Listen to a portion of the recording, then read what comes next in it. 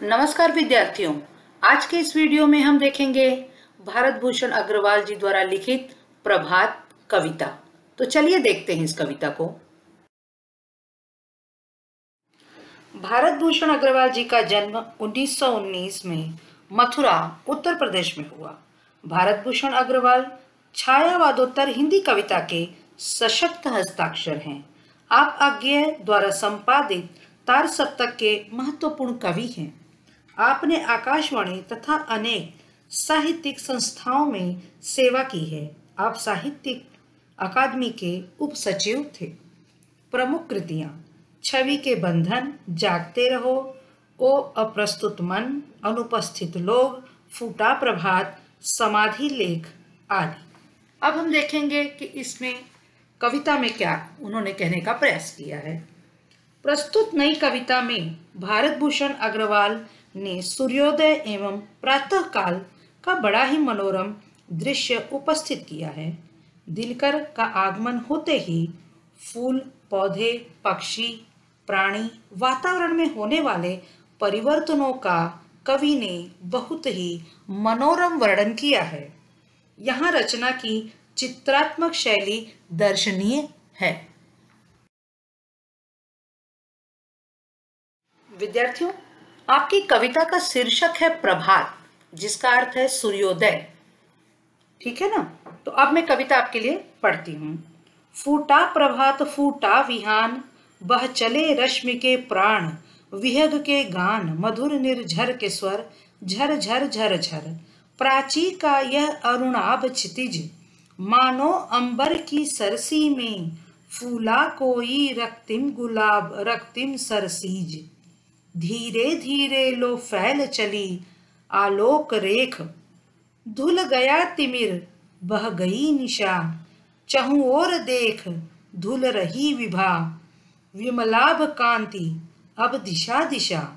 सस्मित विस्मित खुल गए द्वार, हंस रही उषा।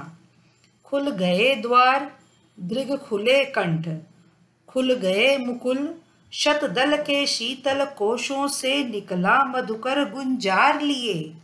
खुल गए बंध छवि के बंधन, जागो जगती के सुप्त बाल, पलकों की पंखुरियां खोलो, मधुकर के अलस बंद दृग भर, समेट तो लो यह श्री यह कांति। वही आती दिगंत से यह छवि की सरिता अमंध, झर झर झर झर। फूटा प्रभात फूटा विहान, छूटे दिन कर के शर ज्यों, छवि के बहनी बाण, केशर फूलों के प्रखर बाण।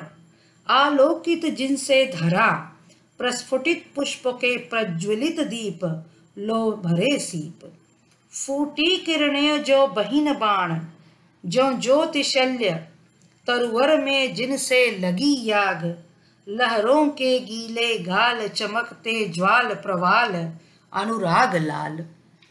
बच्चों, ये कविता बड़ी ही अच्छी है। आपको अलग सी लग रही होगी सुनने में, लेकिन जब आप इसको खुद पढ़ेंगे तो आपको भी उतना ही आनंद आएगा जितना मुझे आया। अब मैं इसको आपको थोड़ा इसका अर्थ स्पष्ट करती हूँ। बेटा, जैसे कि इसके शीर्षक से ही आपको पता चल गया है और कवि भारत भूषण जी ने खुद ही कहा है कि सूर्योदय का मनोरम वर्णन इस कविता में उन्होंने किया है। तो वो क्या कहते हैं? फूटा प्रभात फूटा विहान। फूटा प्रभात मतलब सवेर हो गई है, भोर हो गई है। फूटा विहान मतलब सुबह हो गई है। बह चले रश्मि के प्राण, रश्मि मतलब किरणें निकल आई हैं सूर्य की। विहग के गान, बेटा जब सुबह होती है, आप सुबह का मनोरम दृश्य देखे होंगे कि जब सुबह होती है तो किस तरह से पक्षी भी गीत गाने लगते हैं। मधुर निर्झर के स्वर, झर झर झर झर। और इस तरह से पूरे वातावरण में भी इस तरह का स्वर गूंज रहा है, ऐसा कवि कल्पना करते हैं। प्राची का यह अरुणाभ क्षितिज, प्राची मतलब पूर्व दिशा का, अरुणाभ, अरुणाभ मतलब सूर्य का प्रकाश, क्षितिज, क्षितिज ऐसी जगह जहाँ पे हमें ऐसा लगता है कि धरती और आकाश मिल रहे हों, ऐसा आभास होता है, उसको हम कहते हैं क्षितिज। मानो अंबर की सरसी में, अंबर की सरसी में, जैसे अंबर के, सरसी का मतलब होता है छोटा जलाशय, तो सुबह ऐसी हुई है, इस तरह का सूर्योदय हुआ है कि लग रहा है कि अंबर की सरसी में, अंबर में ही छोटा सा जलाशय हो और फूला कोई रक्तिम गुलाब रक्तिम सरसीज। रक्तिम मतलब लाल रंग का।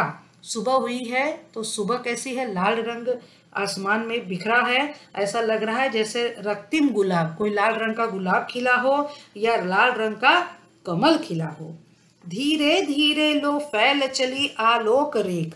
और अब धीरे धीरे सुबह हुई है, धीरे धीरे उजाला फैलने लगा है। धुल गया तिमिर मतलब क्या हुआ, अंधकार दूर हो गया है। बह गई निशा और रात भी बीत गई है। चहु ओर देख धुल रही विभा विबलाभ कांति। कवि कह रहे हैं कि और चारों ओर इस तरह का सूर्योदय निकल आया है, इतना सुंदर वातावरण हुआ है कि ऐसा लगता है उसी सूर्योदय के कारण सुबह एकदम निर्मल कांति बिखेर रही है। अब दिशा दिशा सस्मित विस्मित। सस्मित मतलब अब दिशा दिशा, सस्मित मतलब मुस्कुरा रही है, विस्मित मतलब विस्मयकारी ढंग से देख भी रही है। खुल गए द्वार हंस रही उषा और सभी द्वार खुल गए हैं। हंस रही उषा और ऐसा लग रहा है जैसे उषा मतलब भोर, सुबह ही मुस्कुरा रही है, इस तरह से स्वागत कर रही है वो। खुल गए द्वार दृग खुले कंठ। खुल गए द्वार, द्वार खुल गए हैं, लोग जाग गए हैं। दृग नयन भी खुल गए हैं। खुल गए कंठ और कंठ भी खुल गए हैं। खुल गए मुकुल। मुकुल मतलब कलियां भी जाग गई हैं, जो रात भर कलियां सोई थी वो भी जाग गई हैं। शतदल के शीतल कोशों से निकला मधुकर गुंजार लिए।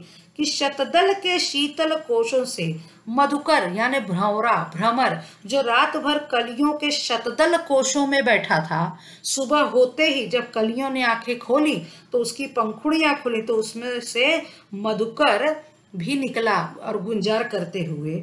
खुल गए बंद छवि के बंधन और इस तरह से सुबह होते ही सारे बंधन खुल गए हैं, सभी आजाद हो गए हैं, सभी एकदम स्वतंत्र हो गए हैं। इस तरह का वातावरण फैला हुआ है।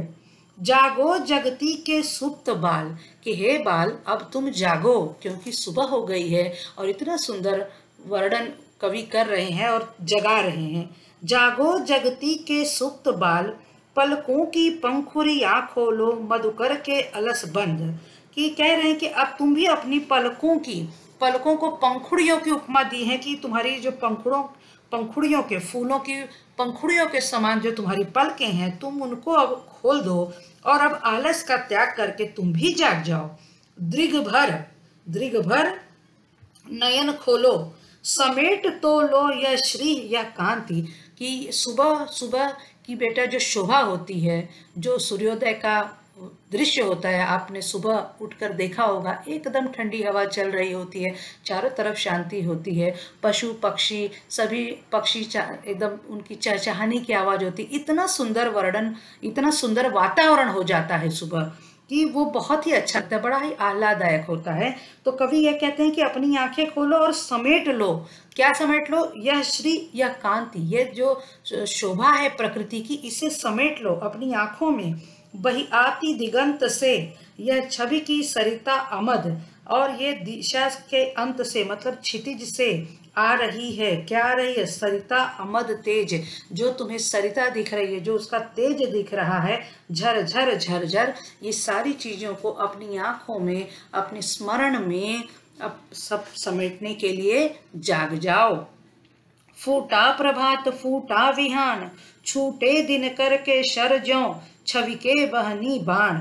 तो कवि कह रहे हैं कि फूटा प्रभात फूटा विहान, की सुबह हो गई है, प्रकाश की किरणें निकल आई हैं, सूर्य की किरणें, और क्या हुआ है? दिनकर के शर, ऐसा लग रहा है कि जैसे दिनकर मतलब सूर्य, सूर्य ने अपने तरकस से बाण निकाल के छोड़े हैं, इस तरह से उनकी किरणें निकल रही हैं। केसर फूलों के प्रखर बाण, प्रखर बाण, सूर्य की किरणें इतनी प्रखर हैं कि वो ऐसी लग रही जैसे केसर के फूल खिले हों।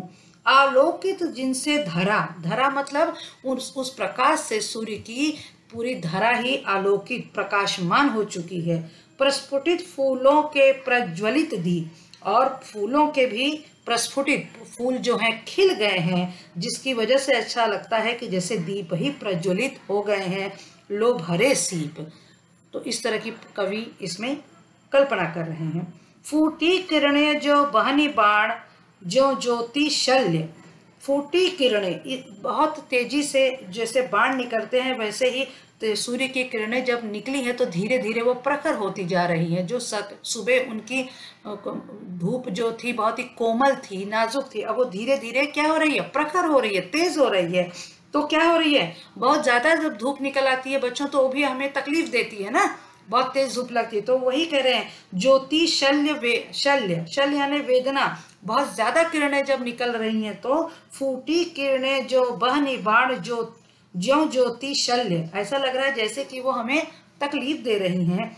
तरुवर में जिनसे लगी आग। बच्चों ये आपने भी पढ़ा होगा कि दावा न लगनी जो लग जाती है, पत्तों से पत्ते घर्षण, इसलिए बहुत ज्यादा धूप भी आ जाती है। तो ऐसा लग रहा है कि तरुवर में जिनसे लगी आग, कि जैसे तरुवर में आग लग गई हो।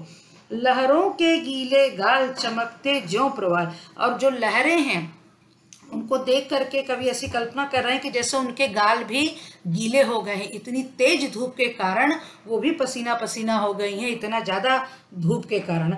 चमकते ज्यों प्रवाल। प्रवाल का अर्थ है नया एवं मुलायम पत्ता जिसमें नई नई कोपलें निकलती हों। इस तरह से कवि कल्पना कर रहा है कि नई कोपलें निकल आई हैं। अनुराग लाल, अनुराग लाल, और इस तरह से चारों तरफ लालिमा छा गई है। इस तरह से इस कविता के माध्यम से कवि भारत भूषण अग्रवाल जी ने सूर्योदय एवं प्रातःकाल का बड़ा ही सुंदर और मनोरम दृश्य उपस्थित किया है। बच्चों आप इसको पढ़िए और इसके अर्थ को समझने का प्रयास कीजिए। धन्यवाद बच्चों, घर पर रहिए, सुरक्षित रहिए।